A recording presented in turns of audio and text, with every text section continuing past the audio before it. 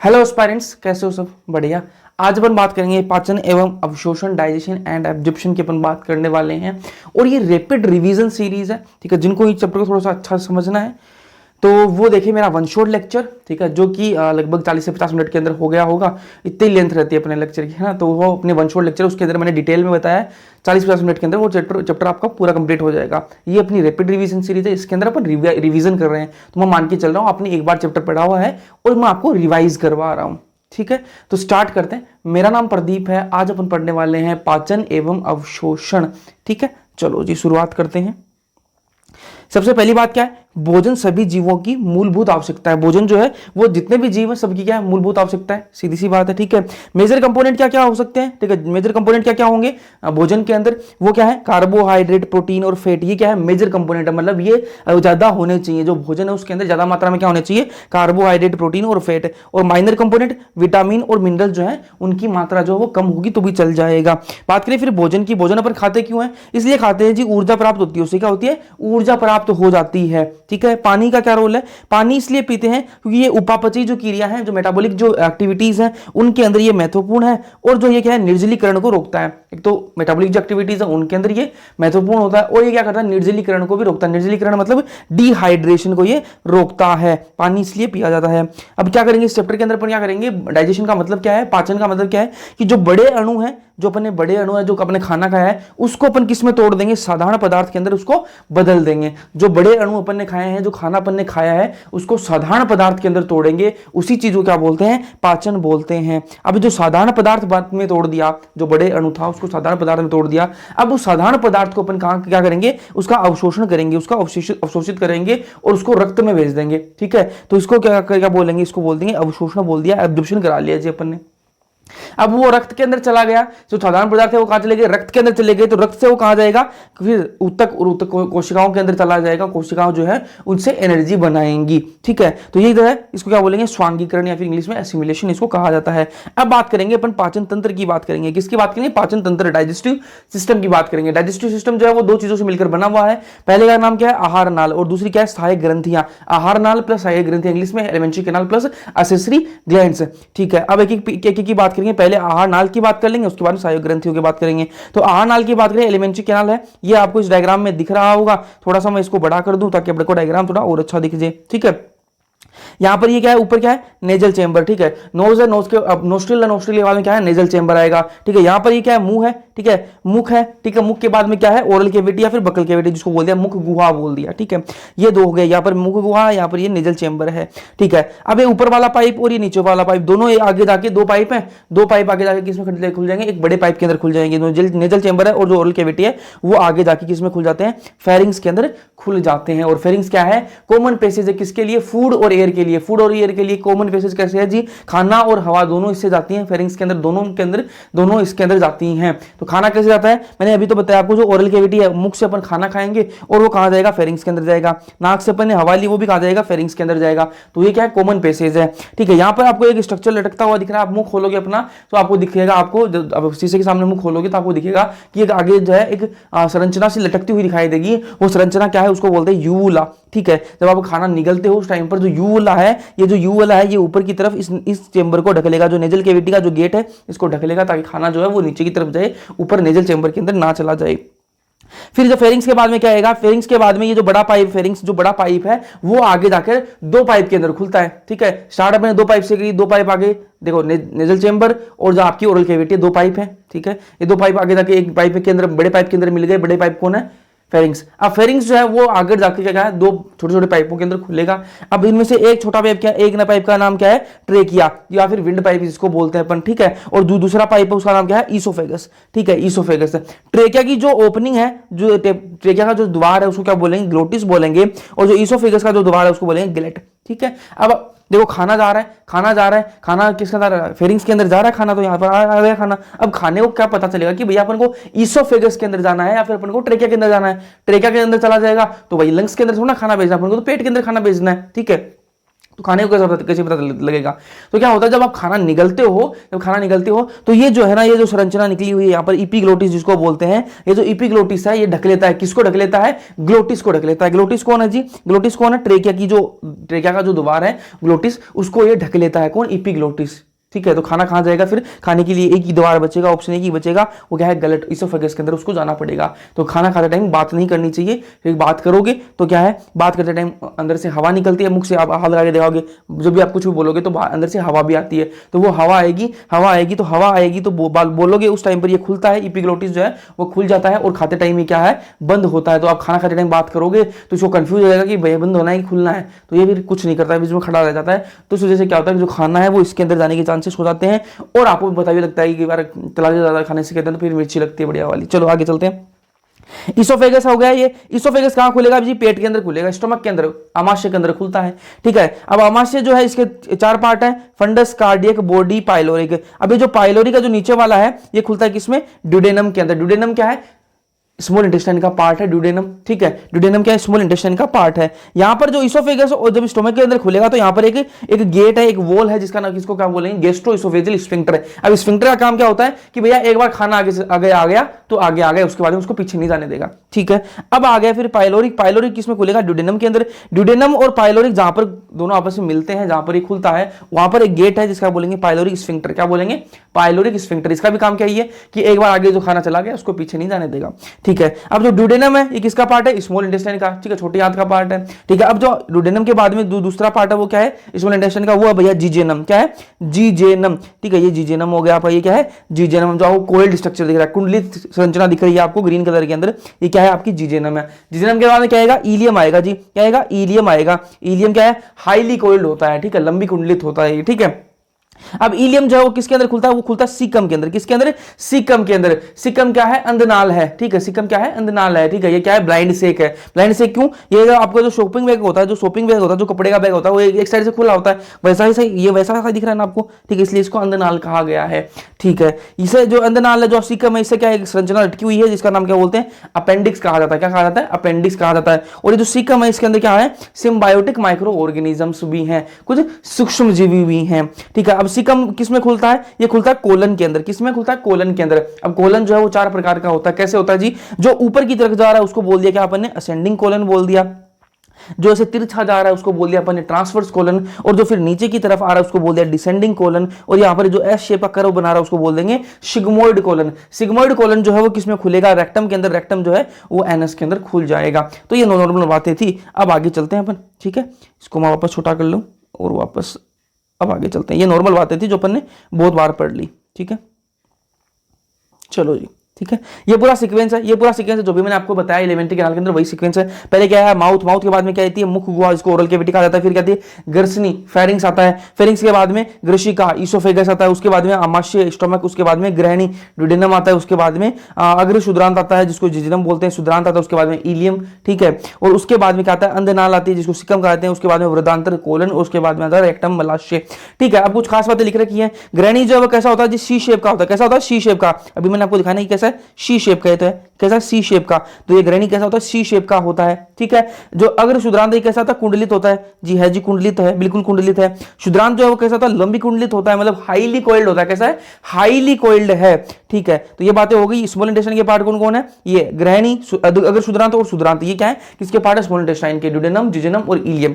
बात करें large intestine की, लार्ज इंटेस्टाइन जो बड़ी आता है उसके कौन कौन से पार्ट है? उसके पार्ट है आपका अंधनाल, ठीक है, वृद्धांत्र और मलाशय। किसके पार्ट है? लार्ज इंटेस्टाइन के। अब अंधनाल की बात मैंने आपको बताई कि इसके अंदर क्या होते हैं? सहजीवी सूक्ष्म जीव होते हैं। इसके अंदर सिम्बायोटिक माइक्रो ऑर्गेनिज्म होते हैं इसके अंदर, ये मैंने आपको पहले बता दिया। फिर वो परिशेषिका की बात करी, वर्मिफॉर्म अपेंडिक्स बोलते हैं इसको। ठीक है, ये क्या है? अवशेषी अंग। क्या है? अवशेषी अंग, वेस्टिजियल ऑर्गन हो चुका है। चलो जी, अब आगे बात करेंगे किसकी? मुख गुहा की बात करेंगे। मुख गुहा को इंग्लिश में क्या बोलते हैं? Buccal cavity, oral cavity. देखो यहाँ पर जैसे अपन ने जो स्ट्रक्चर पढ़े इनके एक एक की बात कर लेते हैं। तो पहले बात कर लेते हैं मुख गुहा की। ठीक है, मुंह को आप खोलोगे तो आपको क्या दिखेंगे? जीभ दिखेगी और दांत दिखेंगे। ठीक है, तो ये चीज दिखती है। तो इसमें क्या आते हैं? दांत और जीवा। दांत और जीवा, टंग दिखेगी आपको, ठीक है। पहले दांत की बात कर लेते हैं, दांत की बात कर लेते हैं। तो दांत जो है वो कैसे होते हैं, पहले तो बात तो वो कैसे होते हैं, गर्द दंती होते हैं। कैसे होते हैं, गर्द दंती, मतलब थिकोडोंट होते हैं। थिकोडोंट का मतलब क्या है कि भैया क्या है, सांचे हैं, सांचों के अंदर क्या है, सांचे हैं, सॉकेट है, और सांचों के अंदर क्या है, आपके दांत जो है वो फंसे हुए हैं, सांचों के अंदर आपके दांत क्या है, फंसे हुए हैं। तो इसका मतलब क्या है, वो गर्द दंती है। द्विबार दंती अपने दांत है, द्विबार दंती का मतलब क्या है, दो बार अपने दांत आते हैं, ठीक बात है, ठीक है। और अपने दांत कैसा है, हेटेरोडोंट होते हैं। कैसे होते हैं, हेटेरोडोंट। अब एक की बात कर लेते हैं। अगर गर्द दंती का मतलब क्या है, गर्द दंती का मतलब क्या है, जो आपके थिकोडोंट का मतलब क्या है कि प्रत्येक दांत जबड़े में बने सांचे में स्थित होता है। जो प्रत्येक दांत है वो कैसे, किसके अंदर, जो जबड़ा है अपना उसके अंदर सांचे होते हैं, उन सांचों के अंदर जो है हर दांत जो है वो फिट हो रखा है। द्विबार दंती की बात करें तो दो तरह के दांत होते हैं, एक अस्थायी दांत जो जिसको अपन दूध के दांत भी बोलते हैं, जो अपने बचपन के अंदर होते हैं, उसके बाद में वो गिर जाते हैं, उसके बाद में क्या आते हैं, अपने स्थायी दांत आते हैं, परमानेंट टीथ आते हैं। फिर बात करें हेटेरोडोंट की, अपने जो दांत है वो सारे एक जैसे नहीं है, एक जैसे नहीं अपने दांत, जो आगे वाले हैं वो कुछ ऐसे अलग हैं, साइड वाले कुछ अलग हैं, ठीक है। तो पहला क्या है, इंसाइजर, केनाइन, प्री मोलर और मोलर, ये चार प्रकार के अपने दांत हैं, ठीक है। अब बात करें दांतों की जो कठोर सतह है, दांतों की जो कठोर सतह है वो किससे बनी हुई है, एनेमल द्वारा बनी हुई है। किससे, इनेमल से बनी हुई है। जो कठोर सतह दांतों की वो इनेमल से बनी हुई है। बात करें दंतसूत्र की, दंतसूत्र क्या होता है, डेंटल फॉर्मूला की बात कर लें तो डेंटल फॉर्मूला क्या होता है, ICPMM, मतलब incisor, canine, premolar, molar upon incisor, canine, premolar और मोलर। ये जो ऊपर वाले हैं कि इसके ऊपर का आधा भाग है, ये जो मैंने क्या है खुद को ऐसे बीच से ऐसे डिवाइड कर दिया, ठीक है, भाग कर दिया बीच से, ठीक है। अब मेरा जो ऊपर वाला भाग है, ठीक है, ऊपर वाला जो जबड़ा है इसका मैं इतना लूंगा और नीचे वाले जबड़े का भी मैं इतना ही लूंगा, मतलब जो इतना मैं ऊपर वाले जबड़े का इतना निकाल लूं, ठीक है, ऊपर वाला जो जबड़ा है मेरा इसका मैं इतना निकाल लूं तो इस साइड का तो अपने आप ही आ जाएगा, जो इस साइड में होगा वो इतना इस साइड में भी होंगे, वो अलग बात है। किसी का अगर मुक्का किसी ने मार दिया तो वो टूट गया उसके साथ, वो अलग बात है, नॉर्मल इंसान की बात कर रहे हैं। तो यहाँ इस साइड में जितने दांत होंगे उतने इस साइड में होंगे, ठीक है। वैसे मैं बात करूँ नीचे वाले जो दांत है, नीचे वाले जो जबड़ा है उसके अंदर इस साइड में जितने दांत होंगे उतने इस साइड में होंगे, तो एक आधे जबड़े का मैं गिन लूंगा। तो इसके अंदर क्या आएंगे 2 1 2 3 अपॉन 2 1 2 3। 2 1 2 3 का मतलब क्या है कि भैया दो क्या होंगे, इंसाइजर होंगे, दो क्या होंगे, एक क्या होगा केनाइन होगा, दो क्या होंगे प्रीमोलर होंगे और तीन क्या होगा मोलर होगा। इसको मैं दो से कर दूंगा इनटू, तो क्या हो जाएंगे 32 दांत आ जाएंगे, मतलब एक अडल्ट के लिए, ठीक है। अडल्ट मतलब वयस्क जो है उसके अंदर 32 दांत होते हैं। अब बात करें अगर कोई 16 साल का बच्चा है उसके अंदर कितने दांत होंगे, उसके अंदर भैया दांत होंगे 2 1 2 2 अपॉन 2 1 2 2, ठीक है, इंटू 2 कर देंगे तो कितने जाएंगे 28 दांत आ जाएंगे। कितने दांत आएंगे 28 दांत। अब आप बोलोगे कौन सा दांत नहीं होता, 16 साल के बच्चे के अंदर कौन सा दांत नहीं होगा, उसके अंदर कौन सा नहीं होगा, उसके अंदर ये थर्ड मोलर जो है ना, तीसरा जो मोलर है ये नहीं होगा, जिसको अपन विजडम टीथ बोलते हैं, अक्कल वाला जो दांत है वो उसके अंदर नहीं होता है 16 साल के बच्चे के अंदर। अब कोई 5 साल का बच्चा है तो उसके अंदर कितने दांत होंगे जी, उसके अंदर आपके क्या होंगे 20 दांत ही होंगे। कितने होंगे 20 दांत ही होंगे। कौन से नहीं होंगे, कौन से नहीं होंगे, एक तो ये आपकी जो कल दांत वाला है ये नहीं होगा, और कौन सा नहीं होगा, और प्री मोलर नहीं होंगे। कौन से नहीं होंगे, प्री मोलर जो है वो नहीं होते हैं बच्चे के अंदर। अब बात करें एक बार आने वाले दांत कौन कौन से हैं, प्री मोलर और जो मोलर है ना वो सिर्फ जिंदगी में एक बार ही आते हैं, वो गिरते नहीं है। चलो जी आगे चलो, प्री मोलर और थर्ड मोलर आ जाएगा यहाँ पर, है ना, थर्ड मोलर आएगा। प्री मोलर जो थर्ड मोलर है वो एक बार ही आते हैं, इसको मैं लिख ही दूं ना, थर्ड मोलर। चलो जी आगे चलते हैं, फिर बात करें फिर जीवा की, दांत की बात कर लिए, जीवा की बात कर लेते हैं, टंग की बात कर लेते हैं। तो ये स्वतंत्र रूप से घूमने वाला अंग है, ठीक है, पेशी अंग है, ठीक है, पेशी तो है, ठीक है। अब बात करें फ्रेनुलम, ये कैसे अब अपनी जीभ को जो है ऊपर की तरफ रख के देखो, ये नीचे से जुड़ी हुई होती है, आपका जो नीचे का जो फ्लोर है, जो नीचे का जो फ्लोर है उससे जुड़ी हुई है, ठीक है। तो किससे जुड़ी हुई है, फ्रेनुलम द्वारा मुख गुहा के आधार से जुड़ी हुई होती है, जो नीचे का जो भाग है जो आधार है उससे ये जुड़ी हुई है, किससे, फ्रेनुलम द्वारा, ठीक है। ऊपरी सतह पर छोटे छोटे उभार होते हैं, जो आपकी जीभ उसको बाहर निकाल के देखो उस पर छोटे छोटे आपको उभार दिखेंगे, जिनको क्या बोलते हैं, पेपिला बोलते हैं। और उन पेपिला के अंदर क्या है, स्वादी कोशिका होती है, जिनको टेस्ट बड कहा जाता है, ठीक है।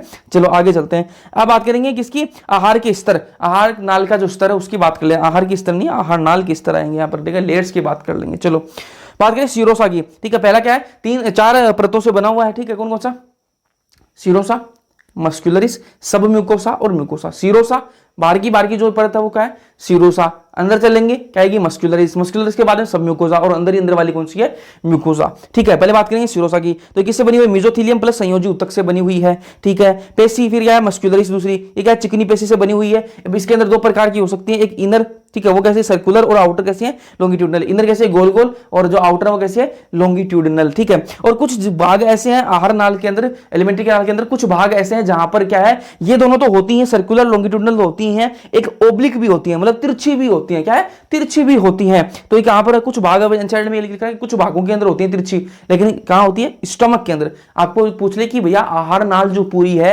उसके अंदर ये मस्कुलरिस है वो तिरछी कहां पर है, ओब्लिक कहां पर है, तो आपको क्या आंसर बताना है कि भैया स्टमक के अंदर है। फिर बात करें सबम्यूकोसा, ये सबम्यूकोसा किससे बनी हुई है, रुधिर लसिका तंत्रिकाओं युक्त मुलायम संयोजी ऊतक से ये बनी हुई है, ठीक है। और ड्यूडेनम के अंदर खास बात बता दूं आपको, इसके अंदर क्या खास बात क्या है कि जो सबम्यूकोसा जो है, सबम्यूकोसा जो है पूरे आहार नाल के अंदर होती है, पूरे आहार नाल के अंदर सबम्यूकोसा होती है, लेकिन ड्यूडेनम के अंदर जो सबम्यूकोसा है ना, ड्यूडेनम जो है स्मॉल इंटेस्टाइन का पार्ट है एक ड्यूडेनम, ठीक है। ड्यूडेनम के अंदर जो सबम्यूकोसा प्रेजेंट होगी ना, सिर्फ उसी के अंदर ग्लैंड प्रेजेंट होती है, बाकी और कहीं भी ग्लैंड नहीं है सबम्यूकोसा के अंदर। सबम्यूकोसा जो प्लेयर है, सबम्यूकोसा जो स्तर है, उसके अंदर पूरी आहार नाल के अंदर कहीं भी आपको ग्लैंड नहीं मिलेगी, सिर्फ कहां मिलेगी, ड्यूडेनम के अंदर मिलेगी। और वो ग्लैंड कौन सी है, ब्रूनर्स ग्लैंड है, ठीक है। ये बात बहुत ध्यान में आपको रखनी है। फिर बात करें कि इसकी म्यूकोसा की बात कर लेते हैं। म्यूकोसा जो है वो क्या करती है, सिक्रीट क्या करती है, म्यूकस निकालती है जी। किससे निकालेगी, कलश जो कोशिकाएं गोबलेट सेल्स हैं वो। आमाशय के अंदर क्या करती है, ये जठर ग्रंथि, ठीक है, जठर ग्रंथि जो गैस्ट्रिक ग्लैंड है, ठीक है, वो होती है, ठीक है। आमाशय के अंदर जो आमाशय की जो म्यूकोसा है, आमाशय की जो म्यूकोसा है उसके अंदर क्या होगा, गैस्ट्रिक ग्लैंड प्रेजेंट होगी, जठर ग्रंथि होगी। छोटी आंत की जो म्यूकोसा है उसके अंदर क्या होंगी, उसके अंदर अंकुर होंगे, मतलब विलाई होंगे। और विलाई किस काम आते हैं जी, ये पृष्ठ क्षेत्र को बढ़ा देते हैं, जो सरफेस एरिया है उसको ये बढ़ा देते हैं। और जो सूक्ष्म अंकुर है वो भी इस पर लगे हुए होते हैं, जो ब्रश बॉर्डर अपीयरेंस देते हैं। और इसके अंदर क्या होते हैं, लैक्टेल भी होते हैं, छोटी आंत के अंदर क्या बनाती है, ये लैक्टेल भी बनाती है म्यूकोसा। रूगी क्या है, irregular fold in stomach, stomach के अंदर रूगी क्या है, इरेगुलर फोल्ड है, उनको क्या बोल दिया, रूगी बोल दिया। अब बात कर लेते हैं अपन पाचन ग्रंथियों की। आहार नाल की बात कर ली अपन ने, अब बात कर लेते हैं पाचन ग्रंथि की। तो पाचन ग्रंथि क्या, डाइजेस्टिव ग्लैंड बोलते हैं इंग्लिश में। और पाचन ग्रंथि कौन कौन सी है जी, पहली क्या, स्लाइवरी ग्लैंड, लीवर और पैंक्रियाज। स्लाइवरी ग्लैंड क्या करती है जी, स्लाइवा निकालती है। लीवर क्या करता है, बाइल निकालता है। पैंक्रियाज क्या करता है, हार्मोन भी निकालता है और अल्कलाइन पैंक्रियाटिक जूस भी निकालता है। हार्मोन कौन से, इंसुलिन और ग्लूकोगन। इसकी बात करेंगे अपन कहां पर, जो लास्ट चैप्टर अपना 22वां उसके अंदर बात करेंगे। यहां किसकी बात करेंगे, एल्कलाइन पैंक्रियाटिक जूस की ही बात करेंगे, ठीक है। पहले बात कर ले सलाइवरी ग्लैंड की। तो सलाइवरी ग्लैंड कितनी होती है, 6 होती है। कितनी होती है, 6 होती है। 6 कैसे भैया, 3 ही होती है, होती कितनी है, 3 है, लेकिन कितनी कैसे होती है, वो जोड़े के अंदर होती है। सारी कैसे होती है, जोड़े के अंदर होती है। तो 3 है, तीनों जोड़े के अंदर होंगी, तो कितनी टोटल कितनी हो जाएंगी, 6 हो जाएंगी। पेरोटिड कितनी होंगी, 2 होंगी। कहां पर होंगी, ये गाल के अंदर होती है। सब मैक्सिलरी सब मैंडिबुलर जो है वो कहां होगी, निचला जो जबड़ा है इसके अंदर होती है। और ये कितनी होती है, 2 होती है। फिर बात करें सब लिंगुअल की, तो ये कहां होती है, जीवा के नीचे होती है, जीवा के नीचे आपको देखने के लिए मिलेंगी। अब बात कर ले लीवर की। तो लीवर क्या है, शरीर की सबसे बड़ी ग्रंथि, सबसे बड़ी ग्रंथि आपको पूछ ले कौन सी है, तो वो लीवर है। वेट की बात कर ले, इसकी कितनी होता है, 1.2 टू 1.5 kg होता है, मतलब 1200 से 1500 ग्राम इसका वेट होता है। लोकेशन की बात करें तो उदर में मध्यपट के ठीक नीचे, मध्यपट का जो है, मध्यपट जो है उदर के अंदर, उसके ठीक नीचे क्या है आपकी लोकेशन है किसकी, लीवर की। लीवर जो है वो 2 पालियों से बना हुआ है। लीवर जो है वो 2 पालियों से बना हुआ है, 2 पाली है, 2 लोब है, ठीक है। पाली मतलब लोब, ठीक है। तो 2 लोब है, 2 लोब से मिलकर लीवर बना हुआ है। अब जो 2 लोब हैं वो किससे मिलकर बने हुए हैं, वो भैया बने हुए हैं हिपेटिक लोब्यूल से, यकृत जो पालिकाएं हैं उनसे मिलकर बने हुए हैं, ठीक है। अब जो यकृत पालिकाएं जो हैं वो किससे बने हुए हैं, यकृत कोशिकाओं से बने हुए हैं, हिपेटिक सेल से बने हुए हैं। अब जो हिपेटिक सेल्स है वो क्या निकालती हैं, बाइल निकालती हैं। क्या निकालती हैं, बाइल, पित्त निकालती हैं, ठीक है। और ये जो पित्त है वो स्टोर कहां पर होता है, वो पित्ताशय के अंदर स्टोर होता है, कहां पर, गाल ब्लैडर के अंदर। लीवर जो है वो किससे मिलकर बना हुआ है, 2 लोब से मिलकर बना हुआ है, 2 पालियों से मिलकर बना हुआ है। अब जो पाली है वो किससे मिलकर बनी हुई है, वो बहुत सारी हिपेटिक लोब्यूल से मिलकर बना हुआ है, ठीक है। यकृत पालिकाओं से मिलकर बना हुआ है। अब ये जो यकृत पालिकाएं वो किससे मिलकर बनी हुई है, वो यकृत कोशिकाओं से मिलकर, हिपेटिक सेल से मिलकर बनी हुई है। हिपेटिक सेल्स वो क्या निकालती हैं, वो पित्त निकालती हैं। पित्त कहां पर स्टोर होता है, वो पित्ताशय के अंदर स्टोर होता है।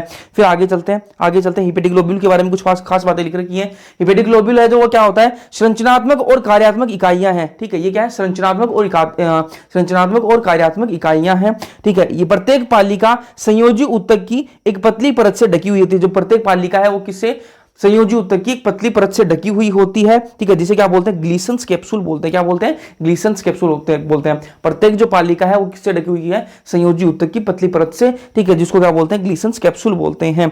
ये आपका क्या है, इसको थोड़ा सा बड़ा कर लूं, चलो जी, ये लो, ठीक है। यहाँ पर क्या होता है जी, लीवर है, यहाँ पर क्या है, लीवर है, ठीक है। एक इससे पाइप आ गई, दो लोब है, एक इससे पाइप आ गई, ठीक है। ये क्या है, यकृत वाहिनियां हो गई, ये क्या है, यकृत वाहिनियां हो गई, ठीक है। अब ये दोनों यकृत वाहिनियां जो है वो दोनों साथ में मिलकर क्या बना लेंगी, मूल यकृत वाहिनी बना लेंगी, ठीक है। ये आपका क्या है, पिताशय है, ठीक है। ये क्या है, पिताशय, पिताशय से निकली वाहिनी उसको बोलते हैं पिताशय वाहिनी, ठीक है। अब ये दोनों पिताशय वाहिनी और जो मूल यकृत वाहिनी है दोनों आपस में मिल गई और क्या बना ली, मूल पित्त वाहिनी बना ली। क्या मिलना ली, मूल पित्त वाहिनी बना ली। अब यहां से क्या है, मूल पित्त वाहिनी आएगी, ठीक है। और यहाँ पर ये आपका अग्नाशय है, मतलब पेंक्रियाज है, यहाँ पर क्या है, पेंक्रियाज है। पेंक्रियाज से यहाँ से क्या निकल रही है, यहाँ से क्या निकल रही है, अग्नाशय वाहिनी निकल रही है। अग्नाशय से क्या निकलेगी, अग्नाशय वाहिनी, ठीक है। ऊपर से आ रही है मूल पित्त वाहिनी, ठीक है। दोनों आपस में आकर मिल गई, यहाँ पर देखो ये मिल रही है, यहाँ पर इस पॉइंट पर, इस पॉइंट पर आपको मिलती हुई दिख रही है। अग्नाशय वाहिनी और मूलपित्त वाहिनी दोनों आपस में मिल गई और मिलकर किसके अंदर खुल गई है, ग्रहणी के अंदर, मतलब ड्यूडेनम जो है उसके अंदर खुल गई। ये है ना आपका शी शेप का ड्यूडेनम,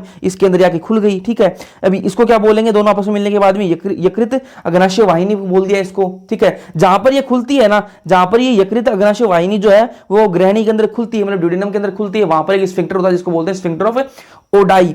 चलो जी, अब बात करेंगे भोजन का पाचन, भोजन के पाचन की बात कर लेते हैं।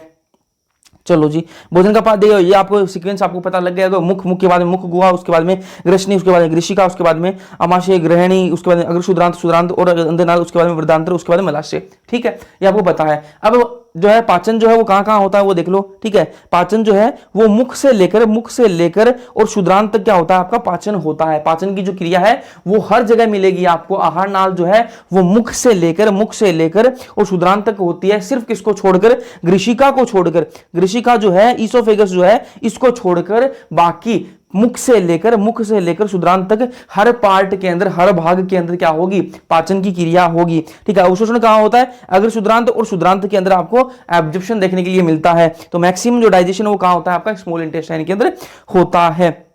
चलो जी, अब ये देखो भोजन जो आपने खाया, ठीक है, भोजन आपने खाया, उसके बाद चबाया, ठीक है। और फिर जब चबाते हो आप तो वो गोल गेंद जैसा स्ट्रक्चर बन जाता है, बोलस बोलते हैं उसको, क्या बोलते हैं, बोलस कहा जाता है।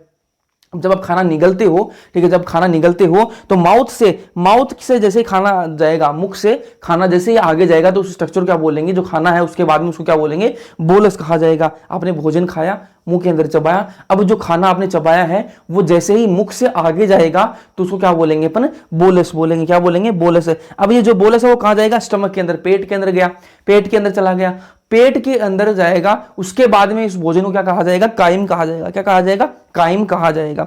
चलो जी, अब बात कर लें गैस्ट्रिक ग्लैंड्स की, बात कर लें जठर ग्रंथियों की बात कर लें। तो पहले क्या है, म्यूकस नेक्सेल, श्लेष्मा ग्रीवा कोशिका भी इसको कहा जाता है। ये क्या करती है, म्यूकस निकालती है जी। ये क्या है, पेप्टिक मुख्य कोशिका है, फिर चीफ सेल। ये क्या निकालती है, ये निकालती है पेप्सिनोजन। पेप्सिनोजन आ रहा है, मतलब क्या है, ये इनएक्टिव एंजाइम है। क्या है, इनएक्टिव एंजाइम है। फिर क्या है, पैराइटल या फिर ऑक्जेंटिक सेल, ठीक है। इनकी क्या है, ये क्या निकालती है, HCl निकालती है, जिसकी पीएच कितनी है, 1.8, मतलब बहुत ही ज्यादा एसिडिक कंडीशन के अंदर है ये तो, ठीक है। और क्या निकालती है, इंट्रिंसिक फैक्टर, जो कि vitamin B12 maturation of RBC में हेल्प करता है, ठीक है जी। अब ये जो HCl इतनी पीएच का है तो इसको पेट को जला देना चाहिए, इसकी वजह से पेट जल जाना चाहिए। तो जलता क्यों नहीं है, कि भैया यहाँ पर ये जो म्यूकस है ना, ये कोट कर लेता है। ये जो म्यूकस जो है वो अपनी पेट की जो दीवार है, जो आमाशय की जो दीवार है उस पर लग जाता है, तो उससे क्या होगा, आपकी जो HCl है ये कुछ नहीं बिगाड़ पाएगा पेट का, ठीक है। अभी HCl काम क्या आएगा जी, काम ये आएगा कि ये जो पेप्सिनोजन है, आपका पेप्सिनोजन है जो कि इनएक्टिव एंजाइम है, इसको ये एक्टिवेट कर देगा। ये पेप्सिनोजन जो है जैसे ही HCl के कॉन्टेक्ट में आएगा तो ये किस में कन्वर्ट हो जाएगा, पेप्सिन के अंदर कन्वर्ट हो जाएगा और एक्टिवेट हो जाएगा ये एंजाइम। एक एंजाइम होता है रेनिन, ठीक है। ये रेनिन जो है ये क्या है, प्रोटियोलाइटिक एंजाइम है। क्या है, प्रोटियोलाइटिक, मतलब प्रोटीन को तोड़ने वाला एंजाइम है, ठीक है। ये कौन सी प्रोटीन तोड़ता है, ये होता कहां पर, छोटे बच्चों के अंदर होता है। ये रेनिन जो है वो कहां होता है, छोटे बच्चों के अंदर, जो इन्फेंट्स हैं उनके अंदर होता है, जो दूध पीते हैं उनके अंदर होता है। उनके अंदर क्यों होता है जी, मिल्क प्रोटीन का पाचन जो है, मिल्क प्रोटीन का जो पाचन है उसको पचाने के लिए क्या चाहिए अपन को, रेनिन की जरूरत पड़ेगी। अभी मिल्क प्रोटीन कौन सी होती है वो भी सुन लो भाई, केजीन जो है वो क्या होती है, मिल्क प्रोटीन होती है। चलो फिर बात करें अग्नाशय एंजाइम्स की, पैंक्रियाटिक एंजाइम्स की बात कर लें तो ट्रिप्सिनोजन जो है, ट्रिप्सिनोजन जो है वो क्या है, जन आ रहा है, मतलब क्या इनएक्टिव एंजाइम है, इसको एक्टिवेट कौन करेगा, एंटेरोकाइनेज। कौन करेगा, एंटेरोकाइनेज आया, उसको बोला कि मैं एक्टिवेट कर दूंगा तेरे को। एक्टिवेट किस में कर दिया, ट्रिप्सिन के अंदर कर दिया। अब ट्रिप्सिन जो बन गया ये क्या करेगा, एक्टिवेट अदर एंजाइम्स, दूसरे जो एंजाइम्स हैं उनको एक्टिवेट कौन कर लेगा, ट्रिप्सिन कर लेगा। बोला अब भाई तू एंटेरोकाइनेज तू जा, अब मैं मेरा काम कर लूंगा, मैं एक्टिवेट कर दूंगा सबको। ये आपको याद होनी चाहिए, ये टेबल जो है वो आपको याद हो जानी चाहिए। ये याद है तो बस कुछ नहीं है, फिर मजा आ जाएगा आपको। कार्बोहाइड्रेट है, अपन क्या खाते हैं, कार्बोहाइड्रेट खाते हैं। अब इसका डाइजेशन कहां कहां होगा, इसके लिए कहां कहां एंजाइम है वो आपको इस टेबल से याद रहेगा। कार्बोहाइड्रेट के लिए कहां एंजाइम है भाई, माउथ के अंदर कोई एंजाइम है क्या, माउथ के अंदर कोई एंजाइम है क्या, बिल्कुल है जी, सलाइवरी अमाइलेज होता है। ठीक है, कार्बोहाइड्रेट फिर कहां गया, माउथ के बाद में कहां जाता है खाना, पेट के अंदर। ठीक है, तो पेट के अंदर, स्टमक के अंदर कोई एंजाइम नहीं होता, कार्बोहाइड्रेट को पचाने के लिए कोई भी एंजाइम नहीं है। फिर कार्बोहाइड्रेट कहां गया, पेंक्रियाज के पास। पेंक्रियाज के अंदर पेंक्रियाटिक अमाइलेज होता है, क्या होता है, पेंक्रियाटिक अमाइलेज होता है, तो यहां पर एक मिल गया उसको। फिर बात करें सक्कस एंटेरिकस, सक्कस एंटेरिकस क्या होता है, इंटेस्टाइन का जो जूस है उसको क्या बोलते हैं, सक्कस एंटेरिकस कहा जाता है। तो इंटेस्टाइन के अंदर कोई इसके लिए क्या है, एंजाइम है क्या, बिल्कुल है, माल्टेज, लैक्टेज, सुक्रेज इसके लिए होते हैं। बात करें फिर प्रोटीन की, प्रोटीन आपने खाया, मुंह के अंदर गया, कोई साधन नहीं है इसको पचाने के लिए, कोई साधन नहीं है। स्टमक के अंदर पेप्सिन होता है जी, ठीक है। पेंक्रियाज के अंदर क्या है, ट्रिप्सिन, काइमोट्रिप्सिन, कार्बोक्सी पेप्टाइडेज होता है। सक्कस एंटेरिकस के अंदर डाइपेप्टाइडेज होता है। न्यूक्लिक एसिड आपने खाया, ठीक है, माउथ के अंदर कुछ नहीं है, स्टमक के अंदर कुछ नहीं है, न्यूक्लियेजेज होता है कहां पर, पेंक्रियाज के अंदर। ठीक है, और सक्कस एंटेरिकस इसके अंदर न्यूक्लियोटाइडेज, न्यूक्लियोसाइडेज होता है। आपने फैट खाई, फैट को पचाने के लिए माउथ के अंदर कोई साधन नहीं है। ठीक है, स्टमक के अंदर गैस्ट्रिक लाइपेज होता है, पेंक्रियाज के अंदर पेंक्रियाटिक लाइपेज होता है, सक्कस एंटेरिकस के अंदर लाइपेज होता है। अब एक एक रिएक्शन को अपन देख लेते हैं। आपने पॉलीसेकेराइड खाया, स्टार्च खाया, ठीक है, तो स्टार्च सबसे पहले क्या जाएगा, माउथ के अंदर। माउथ के अंदर अभी मैंने आपको बताया क्या होता है जी, स्लाइवरी अमाइलेज होता है, इसको पचाने के लिए। स्लाइवरी अमाइलेज ने पॉलीसेकेराइड को किसमें कन्वर्ट कर दिया, डाइसेकेराइड के अंदर तोड़ दिया, इसको किसमें तोड़ दिया, डाइसेकेराइड के अंदर तोड़ दिया। लेकिन ये जो स्लाइवरी अमाइलेज जो है ना, वो 30% ही कन्वर्ट कर पाता है। 30% पॉलीसेकेराइड को किसमें, डाइसेकेराइड में कन्वर्ट कर दिया। 70% अभी भी क्या है, टूटा, बिना पॉलीसेकेराइड कंडीशन में ही है। ठीक है, वो 70% है, वो अभी नहीं टूटा, सिर्फ 30% ही टूटा है। ठीक है, अब 70% को कौन तोड़ेगा, जो पेट के अंदर जो अमाइलेज है ना, पेट के अंदर क्या है, अमाइलेज पेट के अंदर है क्या, सॉरी पेट के अंदर नहीं है, पेंक्रियाज के अंदर है। ठीक है, तभी मैंने देखा ना, पेट के अंदर, पेंक्रियाज के अंदर। पेंक्रियाज के अंदर क्या है, अमाइलेज है, वो क्या करेगा, 70% जो बच गया था उसको भी तोड़ देगा, किसमें, डाइसेकेराइड, माल्टोज और लैक्टोज के अंदर कन्वर्ट कर देगा। अब क्या है, माल्टोज और जो लैक्टोज है, इनको तोड़ने के लिए, इनको पचाने के लिए कोई साधन है क्या अपने पास, बिल्कुल है जी, कहां पर है, सक्कस एंटेरिकस के अंदर क्या, माल्टेज, सुक्रेज और लैक्टेज होते हैं, और वो यहां पर एक्ट करेंगे और क्या बना देंगे, इसको मोनोसेकेराइड में कन्वर्ट कर देंगे। मोनोसेकेराइड क्या है, ग्लूकोज है, ग्लूकोज को इसमें कन्वर्ट कर दिया। ठीक है, अब बात करेंगे इसकी प्रोटीन की। प्रोटीन को तोड़ने के लिए कहां है, क्या करेगा, पेप्सिन है, कहां पर है, ये पेट के अंदर है। ठीक है, मुंह के अंदर तो कुछ होता ही नहीं, तो कहां पर है, पेप्सिन कहां पर है, पेट के अंदर है। ये किसमें ये तोड़ेगा, इसको पेप्टोन और प्रोटियोजेस के अंदर तोड़ देगा। फिर क्या है, ये आपके पेंक्रियाटिक के आगे ट्रिप्सिन, काइमोट्रिप्सिन, कार्बोक्सीपेप्टाइडेज, किसमें तोड़ देंगे, इसको डाइपेप्टाइड के अंदर। डाइपेप्टाइड जो है उसके लिए क्या है, डाइपेप्टाइडेज कहां पर है, डाइपेप्टाइडेज कहां पर, सक्कस एंटेरिकस के अंदर, इंटेस्टाइन के अंदर है। ठीक है, ये क्या है, किसमें तोड़ देगा, इसको अमाइनो एसिड। अमाइनो एसिड को क्या कर सकते हैं अपन, अवशोषित कर सकते हैं। फिर बात करेंगे इसकी न्यूक्लिक एसिड की। न्यूक्लिक एसिड के लिए मुंह के अंदर भी कोई साधन नहीं है, पेट के अंदर भी कोई साधन नहीं है, कहां पर इसे, इसके लिए है भैया, कहां पर, ये न्यूक्लियस जो है वो कहां पर प्रेजेंट होता है, ये होता है पेंक्रियाटिक जूस के अंदर। ठीक है, तो पेंक्रियाज के अंदर होता है क्या, न्यूक्लियस, इसको किसमें तोड़ेगा, न्यूक्लियोटाइड्स के अंदर। अब न्यूक्लियोटाइड्स को तोड़ने के लिए क्या है, न्यूक्लियोटाइडेज चाहिए। न्यूक्लियोटाइडेज कहां होता है, ये सक्कस एंटेरिकस के अंदर। ये किसको तोड़ देगा, न्यूक्लियोसाइड्स के अंदर तोड़ देगा इसको। न्यूक्लियोसाइड्स जो है, ठीक है, इनको तोड़ने के लिए क्या चाहिए अपन को, न्यूक्लियोसाइडेज चाहिए, और न्यूक्लियोसाइडेज कहां मिलेगा आपको, सक्कस एंटेरिकस के अंदर। ये इसको तोड़ देगा शुगर प्लस बेस के अंदर, इनको अपन अवशोषित कर सकते हैं। अब बात करेंगे इसकी फैट की। ठीक है, फैट की बात करें तो फैट को तोड़ने के लिए मुख के अंदर कोई साधन नहीं है। पेट के अंदर क्या है, गैस्ट्रिक लाइपेज होता है, लेकिन वो गैस्ट्रिक लाइपेज जो है वो होता तो है, लेकिन उसके बस की बात नहीं है फैट को तोड़ना। फैट को तोड़ना उसके बस की बात नहीं है, तो पेंक्रियाटिक लाइपेज आएगा। ठीक है, वो लाइपेज जिसको तोड़ेगा, किसमें तोड़ेगा, मोनोग्लिसराइड और डाइग्लिसराइड के अंदर। फिर क्या है, लाइपेज जो कहां प्रेजेंट है, सक्कस एंटेरिकस के अंदर प्रेजेंट है, वो किसमें तोड़ देगा, फैटी एसिड और ग्लिसरॉल के अंदर तोड़ देगा। ठीक है, अब जो फैटी एसिड, जो ग्लिसरॉल है, इनको अपन डायरेक्टली अवशोषित नहीं कर सकते, तो जो फैटी एसिड है, फैटी एसिड जो और ग्लिसरॉल जो है, इनको क्या करना पड़ेगा, अपन को तोड़ना पड़ेगा, छोटे छोटे टुकड़ों में तोड़ना पड़ेगा। इन छोटे छोटे टुकड़ों में तोड़ने के लिए क्या चाहिए अपन को, बाइल की जरूरत पड़ेगी। क्या पड़ेगी, बाइल जो है कौन निकालता है, लीवर निकालता है जी। बाइल की जरूरत पड़ेगी। बाइल से क्या करेंगे, इनको इमल्सिफाई करेंगे, मतलब छोटे छोटे टुकड़ों में इसको तोड़ देंगे। ठीक है, अब जो छोटे छोटे टुकड़े बने उनको क्या बोलेंगे, मिसेल्स बोलेंगे। क्या बोलेंगे, मिसेल्स बोलेंगे। ये जो मिसेल्स बने हैं, इन पर क्या होगी, प्रोटीन की कोटिंग हो जाएगी। प्रोटीन जो है इनकी चारों तरफ, ये क्या है, आपकी मिसेल्स है, छोटे छोटे टुकड़े बन गए, इनकी चारों तरफ क्या है ऐसे कोटिंग हो जाएगी, किसकी, प्रोटीन की कोटिंग हो जाएगी, ठीक है। ये क्या है, इनको क्या बोलेंगे, काइलोमाइक्रोन बोलेंगे, क्या बोलेंगे, काइलोमाइक्रोन बोलेंगे। अब जो काइलोमाइक्रोन है इनको अपन ट्रांसपोर्ट कर कहां करेंगे, लिम्फ वेसल्स के अंदर, लिम्फ वेसल के अंदर ये काइलोमाइक्रोन है, ये ट्रांसपोर्ट हो सकते हैं। लिम्फ वेसल कौन सी, लैक्टियल, कौन सी, लैक्टियल के अंदर चले जाएंगे, और लिम्फ वेसल से कहां चला जाएगा, ब्लड के अंदर चला जाएगा, मतलब इनका अवशोषण हो गया। अब बात कर लेते हैं किसकी, बाइल की, थोड़ी सी बात कर लेते हैं। बाइल के अंदर क्या होते हैं, बाइल पिगमेंट होते हैं, कौन से, बिलिरुबिन और बिलीवर्डिन होते हैं, ठीक है। बाइल सोल्ट होते हैं, कोलेस्ट्रॉल होता है, फोस्फोलिपिड होता है, लेकिन कोई एंजाइम नहीं होता बाइल के अंदर, ये सारी चीजें होती है लेकिन कोई भी एंजाइम नहीं होता है। अब बात कर लेते हैं एब्जॉर्प्शन की, बात कर लेते हैं। तो सिंपल डिफ्यूजन, ठीक है, सिंपल डिफ्यूजन से हो सकता है, फैसिलिटेटेड ट्रांसपोर्ट और एक्टिव ट्रांसपोर्ट से हो सकता है। तो सिंपल डिफ्यूजन के अंदर आपको सबको पता है कि एनर्जी की कोई जरूरत नहीं होती, ठीक है, तो यहां पर एनर्जी नहीं लगेगी। फैसिलिटेटेड ट्रांसपोर्ट आप सबसे बचपन से पढ़ते आ रहे हैं अपन, इसके अंदर क्या चाहिए, कैरियर प्रोटीन अपन को चाहिए होती है। एक्टिव ट्रांसपोर्ट के अंदर एनर्जी लगती है, बिल्कुल एनर्जी का खर्चा होता है, और जो आपकी फैसिलिटेटेड ट्रांसपोर्ट है इसके अंदर कोई एनर्जी नहीं लगती, ठीक है। अब सिंपल डिफ्यूजन से कौन कौन जाएगा, ग्लूकोज चला जाएगा, अमाइनो एसिड चली जाएगी, और क्लोराइड आयन जो है उसका भी अवशोषण हो जाएगा, किससे, सिंपल डिफ्यूजन से, ठीक है।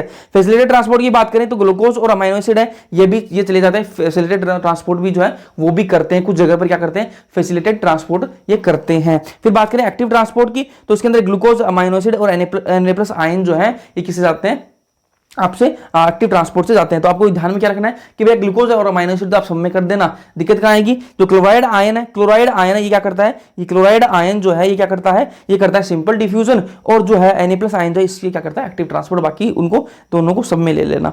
अब बात करेंगे इसकी एब्जॉर्प्शन की, कि एब्जॉर्प्शन कहां किस किस का होता है वो देख लेते हैं। माउथ के अंदर एक सेट कुछ ड्रग्स का, कुछ दवाइयों का क्या है, माउथ के अंदर क्या हो जाता है, एब्जॉर्प्शन हो जाता है, अवशोषण हो जाता है।